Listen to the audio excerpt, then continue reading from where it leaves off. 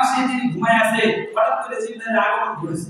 এখন জিবরাইল চিন্তা করতেছে স্বয়ং আল্লাহ তাআলা তার রাসূলকে কোন সময় নাম ধরে রাখতো না, কোন সময় তার ঘুমের ভিতরে বিব্রত ঘটে না, আল্লাহ তার রাসূলকে এইভাবে সম্বোধন করতো, ইয়া আইয়ুহাল মুসাফফির ও কমলা। আল্লাহ তাআলা তার হাবিবকে এইভাবে সম্বোধন করতো, ইয়া আইয়ুহাল মুদাসসির, হে চাদরওয়ালা। জিবরাইল তো বলে আল্লাহ তার হাবিবকে এত সম্মান করে এত ভালোবাসে, কোন সময় তার হাবিবের নাম ধরে রাখে না, কখনো বলে ইয়াসিন, আবার কখনোটাকে তোহা, আবার কখনোটাকে তাওসিমিন। আল্লাহ তার হাবিবকে এইভাবে সম্মান দিয়ে দিয়ে তার সব নবীকে ঘুম থেকে জাগ্রত করে আল্লাহ তাআলা আজকে আমাদের বড় দায়িত্ব দিয়া নবীর কাছে পাঠিয়েছে, আমি নবীকে কিভাবে ঘুম থেকে জাগ্রত করব।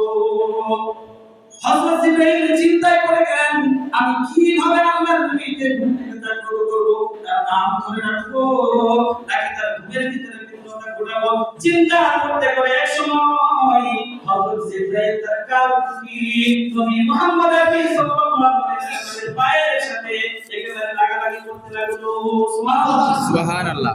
সম্মানিত ভালোভাবে খেয়াল করেন, আমাদের নবী এত মর্যাদাশীল একজন নবী ছিল, স্বয়ং জিবরাইল তার ঘুমের ভিতরে ব্যাকুল কথা ঘটানোর জন্য চিন্তা করলো কিভাবে নবীর রাখবো। কারণ আল্লাহ তো সরাসরি নবীর নাম ধরে রাখে না, আল্লাহ তো তার রাসূলের ঘুমের ভিতরে বিব্রত ঘটায় না, তাহলে কিভাবে আমি রাসূলকে ডাকবো।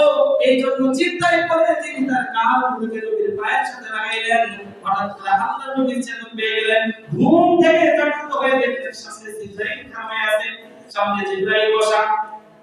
আল্লাহ নবী খেয়াল করলেন, হে জিবরাইল, আপনি আমাদের কিভাবে ঘুম থেকে উত্তোলন করেছেন।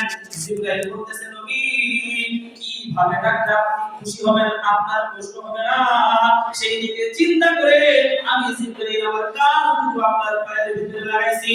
নবী বলতেছে, জিবরাইল তুমি তো ফেরেশতাদের ভিতরে সবচেয়ে সম্মানিত একজন ফেরেশতা, তোমার কান আমার পায়ের ভিতরে লাগাবা এটা শোভা পায় না। তখন জিবরাইল বলতেছে, নবী আমার গায়ের চাইতে আপনি নবীর পায়ের মর্যাদা আল্লাহর কাছে অনেক বেশি। সুবহানাল্লাহ। চিন্তা করছেন বিষয়টা, আল্লাহ কিভাবে সম্মানিত। তারপরে আল্লাহ ঘুম থেকে উঠলো, তখন নবী বলতেছে, ফেরেশতা আমার একেবারে এখান থেকে ঘুম থেকে শুরু করে আমার নাভি পর্যন্ত ছিঁড়ে ফেললো, ফেলে ফেললো, ওপেন হার্সার ধরে আমার পুরো দেহটাকে একেবারে ফেলে ফেললো, আমার ভিতর থেকে কলব বের করে একটা বাটির ভিতরে রাখা জমজমের পানি দ্বারা সুন্দর করে ধুইলো, আমার অন্তরের ভিতরে তাওহীদ এবং ঈমানের নূর ঢুকিয়ে দিয়ে আবার আমার দেহটাকে একত্রিত করে দিল। এরপরে জিবরাইল আমাকে বলতেছে, হে রাসূল আজকে আপনার জন্য আশ্চর্যজনক একটা সফর হবে, আল্লাহ তাআলা কুদরতিভাবে আমাকে আপনার কাছে পাঠিয়েছে। আজকে বুরাকের মাধ্যমে আপনি বাইতুল মুকাদ্দাস থেকে সরাসরি আল্লাহর সাথে দিদার করার জন্য আসমানে চলে যাবেন। সুবহানাল্লাহ। আল্লাহ নবী মুহাম্মদ আরবি সাল্লাল্লাহু আলাইহি ওয়াসাল্লামকে বুরাকের ভিতরে উঠাইলেন। নবী বলতেছে, সাহাবীদের তো সাহাবারা শুনো, আমি যে বুরাকের ভিতরে চলছিলাম তার দৃষ্টি শক্তি, তার চলন শক্তি এত ছিল, দৃষ্টির শেষ সীমানা যে জায়গায় যে পড়তো সে এক লাফে ঠিক ওই পর্যন্ত চলে যেত। এইভাবে আমি জিবরাইলের সাথে চলতে চলতে বাইতুল মুকাদ্দাসে পৌঁছে গেলাম। বাইতুল মুকাদ্দাসে যখন আমি পৌঁছলাম, আমরা যেই বাহনটার মাধ্যমে চলে চলে আমরা বাইতুল মুকাদ্দাসে গিয়ে পৌঁছেছি, আল্লাহ তাআলা যত নবী রাসূলরে বাইতুল মুকাদ্দাস সফর করেছে, যে পাথরের ভিতরে তাদের বাহনগুলো বেঁধে রাখতো, আমার যে বাহনের ভিতরে সরাইয়া দিয়েছে সেই বাহনটা জিবরাইল ওই পাথরের সঙ্গে বেঁধে ফেললো। আল্লাহ নবী বলতেছেন, আমি বাইতুল মুকাদ্দাসের আশেপাশে ঘুরতেছি, হঠাৎ করে অনেক নবীর সাথে সাক্ষাৎ হয়ে গেল। আমি দেখলাম সেখানে মুসা নবীরে, আমি দেখলাম সেখানে ইব্রাহিম নবীরে, আমি সেখানে দেখলাম ঈসা আলাইহিস সালাম রে। আল্লাহ তাআলা আদম থেকে নিয়ে আমি মুহাম্মদ পর্যন্ত যত নবী রাসূল দুনিয়াতে আগমন করেছে, প্রত্যেকটা নবী রাসূলের মসজিদের ভিতরে বাইতুল মুকাদ্দাসের ভিতরে একত্রিত করেছে। সকল নবী কাতারবন্দি বুঝাই যাচ্ছে তারা আমাদের জন্য অপেক্ষা করতেছে। আমি জিবরাইলের সঙ্গে মসজিদের ভিতরে প্রবেশ করলাম।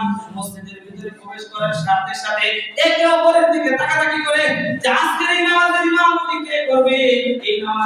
এই নামাজের মুসল্লি হিসেবে আদম আলাইহিস সালাম উপস্থিত, হযরত ইব্রাহিম আলাইহিস সালাম উপস্থিত, ঈসা আলাইহিস সালাম উপস্থিত, ইউসুফ নবী উপস্থিত, সকল নবী তো মসজিদের ভিতরে উপস্থিত। কে আজকে এই নামাজের ইমামতি করবে?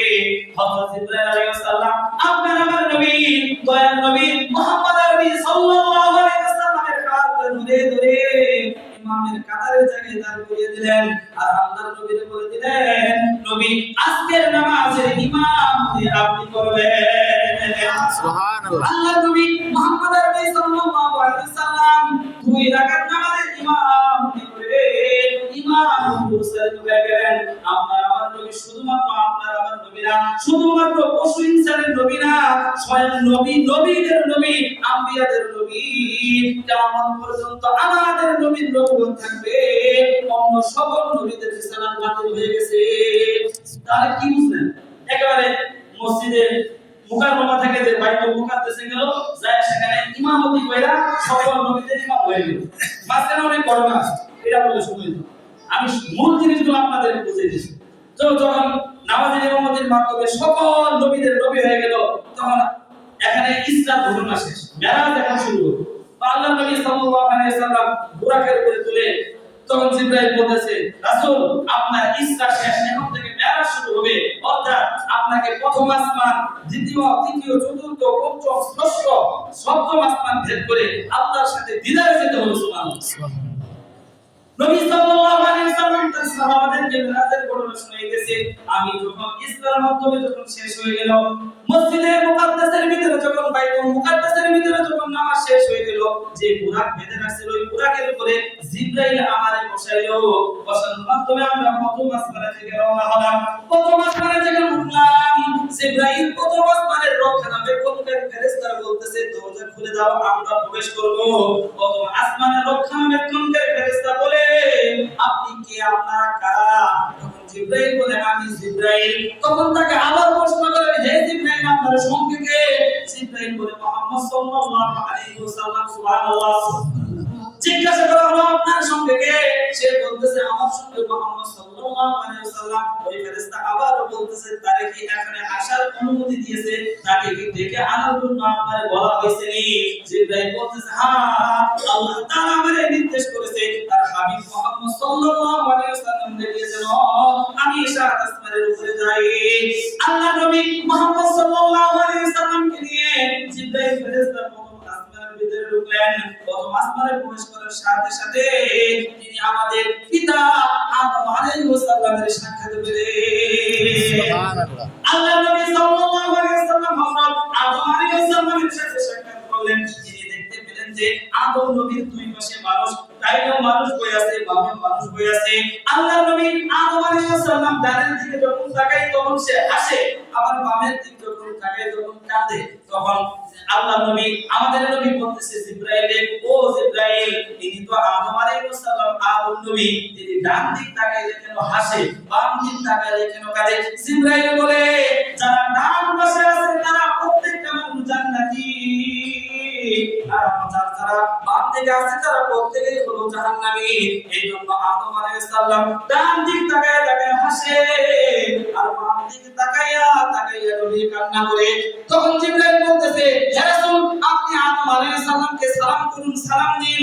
আমাদের নবী, আপনার আমার নবী হযরত আদম আলাইহিস সালামকে সালাম দিতেছে।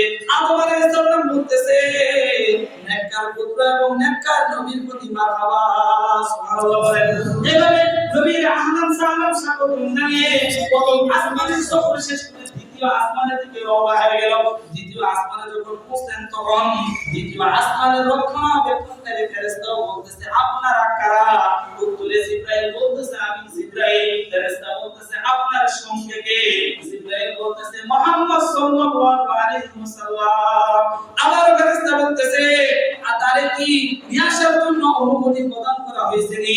জিবরাইল বলে, হ্যাঁ, আল্লাহ তাআলা আমাকে নির্দেশ দিয়েছে তার হাবিব মুহাম্মদকে নিয়ে যেন আমি সাত আসমানের দিকে উঠি।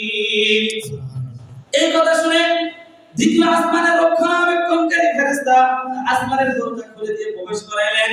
সেখানে গিয়ে আপনার আমার নবী দেখতে পেল হযরত ইয়াহইয়া এবং ঈসা আলাইহিস সালাম। সুবহানাল্লাহ।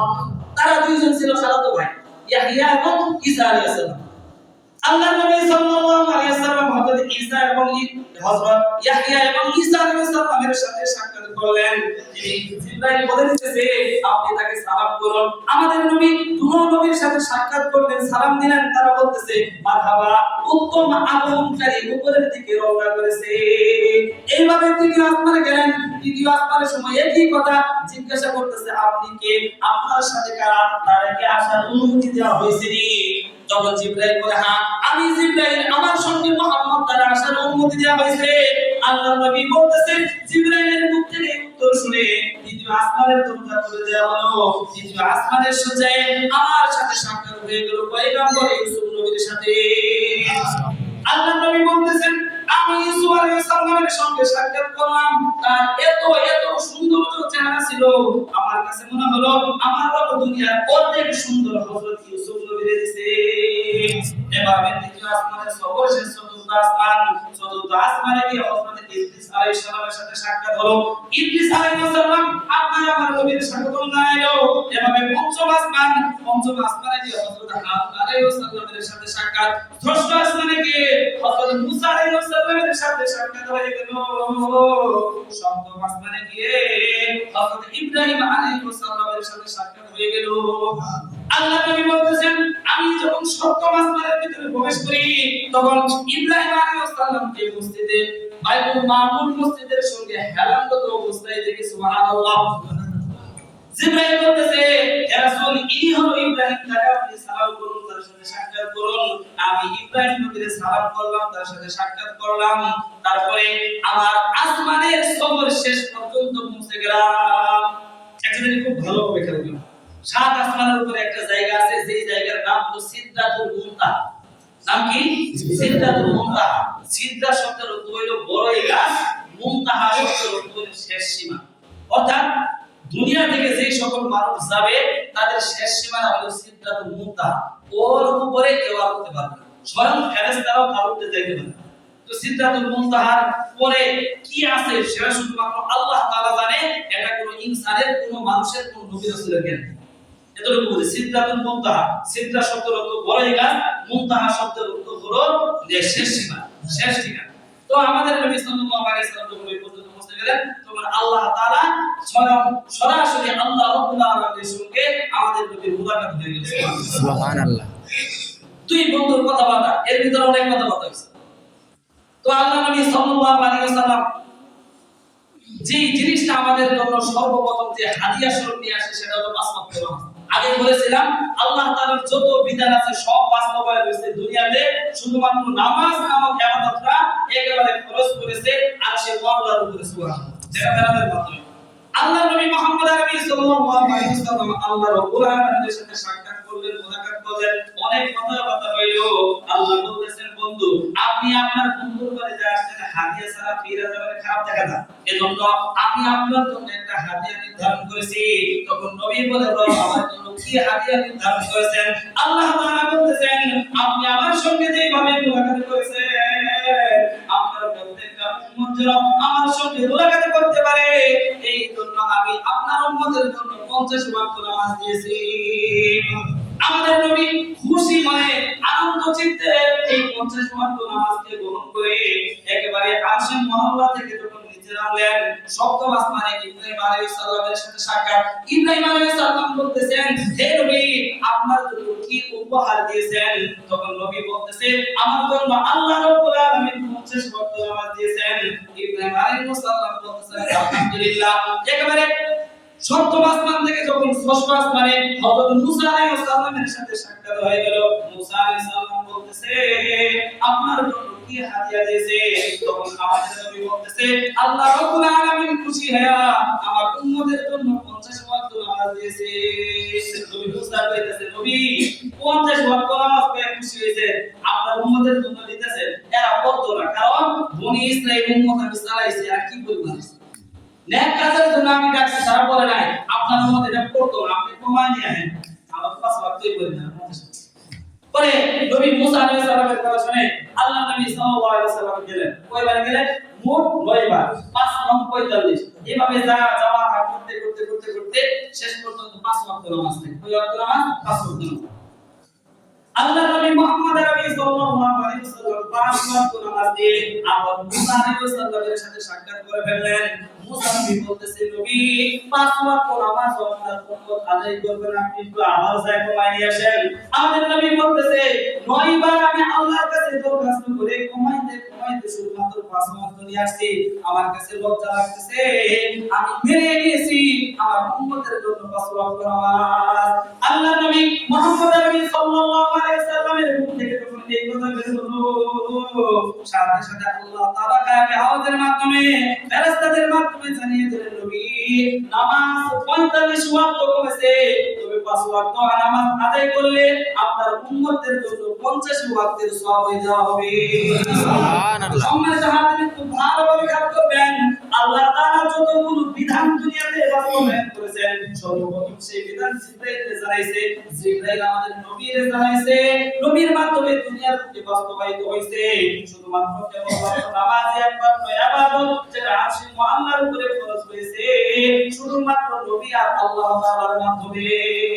এজন্য নামাজ খুবই গুরুত্বপূর্ণ একটা ইবাদত। ইমানের ভিতরে আছে মা সালাকাতুন ফি সাকর।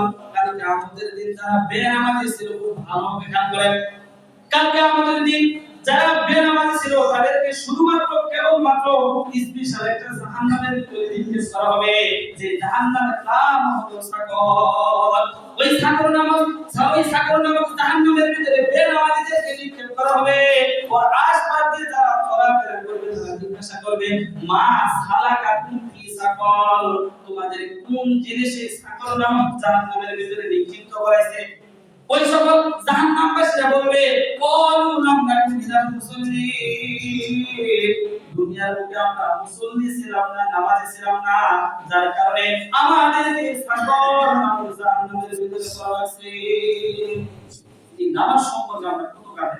আরে ভাই, ওই কপাল না যেই কপাল আল্লাহর সাজদা করে, ওই কপাল না যেই কপাল আল্লাহর সাজদা করে না, ওই কান না যেই কান আযান শুনলে আযানের প্রতি গুরুত্ব দেয় না। নামাজ কত বড় ইবাদত চিন্তা করেন। শুধুমাত্র নামাজ এমন একটা ইবাদত যে ইবাদতটা সরাসরি দুনিয়াতে ফরজ হয় না, একেবারে সাত আসমানের উপরে হয়েছে। আর এই নামাজ সম্পর্কে আমরা কত গাফিল চিন্তা করছেন? এই নামাজ সম্পর্কে আমরা কত উদাসীন, নামাজের প্রতি আমরা মনোযোগী না। মনে হয় যে আল্লাহ আমাদের জন্য শুধুমাত্র শুক্রবারের নামাজটাই ফরজ করেছে, কারণ শুক্রবার এলে মসজিদ ভরা, বাকি ওয়াক্তের ভিতরে আমাদের মুসল্লি নেই। তাহলে ওই কপাল না যেই কপাল আল্লাহর সাজদা করে না, ওই চোখ না যেই চোখ আল্লাহর কোরআনের প্রতি, কোরআনের বিধানের প্রতি মনোযোগী হয় না, ওই কান না যেই কান আল্লাহর আযান শুনে আযানের প্রতি গুরুত্ব আরোপ করে না। এজন্য সম্মানিত হাজিরিন, খুব এই নামাজ নামক হাদিয়াটা স্বয়ং আল্লাহর নবী আসমান থেকে আমাদের জন্য নিয়ে আসছেন। নামাজের মাধ্যমে মানুষের কল্যাণ, নামাজের মাধ্যমে মানুষের বরকত, নামাজের মাধ্যমে মানুষের সকল প্রয়োজন মেটানোর মাধ্যম। সুবহানাল্লাহ। সম্মানিত হাজিরিন, ভিতরে অনেক কথা আছে। আল্লাহ নবী সাল্লাল্লাহু আলাইহি ওয়াসাল্লাম সফর শেষ করলেন, মোটামুটি সফর শেষ করলেন। তিনি মক্কা মুকাররমায় বসে খুবই চিন্তিত অবস্থায় আছেন। হায়রে, এক রাতের ভিতরে এই মসজিদের মুকাররম থেকে বাইতুল মুকাদ্দাস পর্যন্ত সফর, আবার সেখান থেকে সাত আসমান ভ্রমণ করে আইছেন। এইটা যদি কাফেরদের বেলাকে বিশ্বাস করব, জীবনও বিশ্বাস করব, এটা নিয়ে তিনি চিন্তায় আছেন। তো হঠাৎ করে কি আল্লাহ নাকি কাম, তিনি যখন বসে আছেন পাশ দিয়ে এই কাফের নাম কি না, আবু জাহেল, এই আবু জাহেলের সাথে সাক্ষাৎ। আবু জাহেলের সাথে সাক্ষাৎ। নবী আবু জাহেল নবীকে বলতেছে, নবী মুহাম্মদ, তারা তো নবী বলেন, হে আব্দুল্লাহ পুত্র মুহাম্মদ, তোমাকে চিন্তিত দেখাচ্ছে, তুমি এত চিন্তিত কেন? নবী বলতেছে যে আমার সাথে একটা আশ্চর্যজনক ঘটনা ঘটেছে। কি আশ্চর্যজনক ঘটনা? যে গত রাতে আমি এখান থেকে একেবারে বাইতুল মুকাদ্দাস সফর করেছি, বাইতুল মুকাদ্দাস থেকে সরাসরি সাত আসমানের উপরে যেয়ে আল্লাহ তাআলার সাথে আমার দিদার হয়েছে। তখন আবু জাহেল বলতেছে যে এই কথা কি পাগল বিশ্বাস করব? ভালো মানুষের দেখি পাগল সম্ভব? এটা পুরাই মক্কা, পুরাই বাইতুল মুকাদ্দাস, পুরাই আসমান, মুহাম্মদ পাগল হইছে। তখন তিনি বলতেছে যে তুমি আমারে মনে মনে বলতেছে এই আবু জাহেল, আজকে একটা সুযোগ পাইছি আব্দুল্লাহ বিন মুহাম্মদকে মিথ্যাবাদী প্রমাণ করার জন্য। নাউযুবিল্লাহ। আজকে সুযোগ একটা পাইছি মুহাম্মদকে মিথ্যাবাদী প্রমাণ করার। সে বলতেছে, মুহাম্মদ তুমি আমারে যেভাবে বলতেছো, তুমি এক রাতে ইসলাম মেরাজ সম্পূর্ণ করেছো, তুমি কি পুরো মক্কাবাসীর সামনে বলতে পারবা? সে বলতেছে, হ্যাঁ আমি অবশ্যই বলতে পারবো, কারণ আমার সাথে যে ঘটনা ঘটছে এটা সত্য ঘটনা। তো আবু জাহেল একেবারে খুশি হইয়া মক্কার সমস্ত মানুষদেরকে ডেকে একত্রিত করেছে। তখন বলতেছে যে আব্দুল্লাহ বিন মুহাম্মদ বলতেছে সে নাকি গত রাতে এই মসজিদুল মুকাররম থেকে বাইতুল মুকাদ্দাস গেছে, বাইতুল মুকাদ্দাস থেকে আবার সাত আসমানের উপরে যায় রাতের ভিতরে ফিরে আসে। এটা কি তোমরা বিশ্বাস করো? যারা কাফের ছিল তারা তো হাসাহাসি করতেছে, এটা পাগল বাংলা ছাড়া কিছু না। তখন যারাই করা এই আবু জাহেল বলতেছে মুহাম্মদ তুমি তো মসজিদে বাইতুল আকসায় গেছিলা, তাহলে বলো মসজিদে আকসার দরজা কয়টা জানলা? নাউজুবিল্লাহ। আমি চিন্তা করেন ধরেন হঠাৎ করে একটা মানুষ আপনার এই মসজিদে আইছে, সে কি দরজা জানলা আপনার উপরে টেপ করে এটা গুনবো? এটা কি গুনার বিষয়? গুনার বিষয়। তো বলতেছে এখন নবী তো চিন্তাই করে গেছে যে আমি গেলাম সফরে নামাজ পড়লাম, ইমামদের নবীদের ইমাম হয়ে গেলাম, সেখান থেকে আসমানে গেলাম, আমি তো দরজা জানলা বুঝলেন। সে চিন্তিত। তখন আল্লাহ তাআলা তার দূত ফেরেশতা জিবরাইলকে পাঠাইছে। মুজিজা স্বরূপ আল্লাহ তাআলা আমাদের নবীর চোখের সামনে একেবারে মসজিদুল আকসাকে তুলে ধরছে। আল্লাহর নবী মুহাম্মদ সাল্লাল্লাহু আলাইহি সাল্লাম মসজিদে আকসার প্রত্যেকটা দরজা হাত দিয়ে গুনে গুনে, এক জান্নাতগুলো হাত দিয়ে গুনে গুনে একেবারে কাফেরদের সম্মুখে প্রকাশ করে দিয়েছে। সুবহানাল্লাহ সুবহানাল্লাহ। তারপর আবু জাহেল বলতেছে যে আব্দুল্লাহ বিন মুহাম্মদ যেটা কইতেছে সবই তো সত্য, জানলা এই কয়টা, দরজা এই কয়টা কেমনে সম্ভব? আরো এই সফরের সময় আরো কিছু ঘটনা ঘটছে। অনেক কাফেলার সাথে সাক্ষাৎ হয়েছে, অনেক কাফেলা অনেক অবস্থায় ছিল, এক কাফেলার কাছ থেকে যে পানি খাইছে তাদের কথা যখন নবী বলছে, ওই কাফেলার লোকদেরকে উপস্থিত করছে যে তোমাদের থেকে কি মুহাম্মদ পানি খাইছিল? হ্যাঁ পানি খাইছে, এটাও সত্য। সব দিকে যখন মিলে গেল, আবু বকর সিদ্দিক রাদিয়াল্লাহু তাআলা কে খবর দিয়েছে যে আবু বকর আপনার নবী যারা আপনি নবী মানে সে তো বলতেছে এক রাতে একেবারে ইসরা এবং মেরাজ সম্পন্ন করেছে, আপনি এটা বিশ্বাস করেন? তখন আবু বকর বলতেছে এটা কি আমার নবী বলছে? না হ্যাঁ, যদি নবী বলে আমি এক বাক্যে মেনে নিতেছি, মুহাম্মদ সাল্লাল্লাহু আলাইহি সাল্লাম সত্য ব্যতীত মিথ্যা বলে না, আমি এক বাক্যে বেছে নিছি, মেনে নিতেছি আমার নবী যা বলেছেন তা সত্য। সুবহানাল্লাহ। এই যে আমরা বলি সিদ্দিক আকবর যেদিন থেকে তিনি মেরাজের সাক্ষ্যটা মেনে নিয়েছেন তখন থেকে তাকে বলা হয় সিদ্দিক আকবর, সবচেয়ে সত্যবাদী। সম্মানিত হাজিরিন, তাহলে আজকে আমরা মেরাজের আলোচনা শুনলাম। আজকে অনেক ঘটনা ছিল। মেরাজ হয়েছিল মূলত তিন কারণে। কই কারণে? তিন কারণে। এক নম্বর কারণ ছিল আল্লাহর নবীকে সান্ত্বনা এবং সম্মানিত করা। দুই নম্বর কারণ ছিল আল্লাহর নবীকে আল্লাহর আশ্চর্যজনক নিদর্শনাবলী দেখানো। তিন নম্বর কারণ ছিল নামাজ নামক গুরুত্বপূর্ণ ইবাদত মানুষকে মেসেজ দেওয়া। শুধুমাত্র এই তিন কারণে মেরাজ হয়েছে। এজন্য সম্মানিত হাজিরিন, মেরাজের এই তিন কারণের ভিতরে অন্যতম কারণ হলো নামাজ। নামাজের গুরুত্ব আল্লাহ তাআলা এইভাবে বুঝাইছে যে নামাজ এমন একটা ইবাদত যার ফরজ আমি আসমানে করেছি, জমিনে করি নাই। এজন্য আপনাদের প্রতি উদারতা আহ্বান এবং অনুরোধ করব, যুবক বৃদ্ধ সকলকে নামাজটা আমাদের জন্য আবশ্যকীয় একটা ইবাদত হিসেবে আমরা মেনে নিই। আজ নামাজের প্রতি আমরা উদাসীন, অথচ নামাজ সম্পর্কে কোরআনের আয়াত স্পষ্ট, মা সারাকাতুন ফি সাগর, যারা বেনামাজি তাদেরকে সাগর নামক জাহান্নামের ভিতরে নিক্ষেপ করা হবে এবং তাদেরকে প্রশ্ন করা হবে তোমরা কোন কারণে এই সাগর নামক জাহান্নামের ভিতরে প্রবেশ করছো? তারা নিজেরাই বলবে, বেনামাজি নিজেই বলবে কলু লাম নাকুমিনাল মুসাল্লিন, আমি মুসল্লি আছি না। এজন্য সম্মানিত যুবক ভাইরা, আমাদের দিনী ভাইরা, আমাদের পায়ে হাত দিয়ে অনুরোধ করে বলি আমরা নামাজটা একটু করার চেষ্টা করি। আমাদের মাধ্যমে আমাদের দুনিয়ার কল্যাণ এবং আখিরাতের কল্যাণ খোঁজার চেষ্টা করি। আল্লাহ তাআলা আমাদের সকলকে বুঝে শুনে আমল করার তৌফিক দান করুন। সকল করুন আমিন। ওয়া আখিরু দাওয়ানা আলহামদুলিল্লাহি রাব্বিল আলামিন। আগামী জুমায় মেরাজ নিয়ে আলোচনা হবে।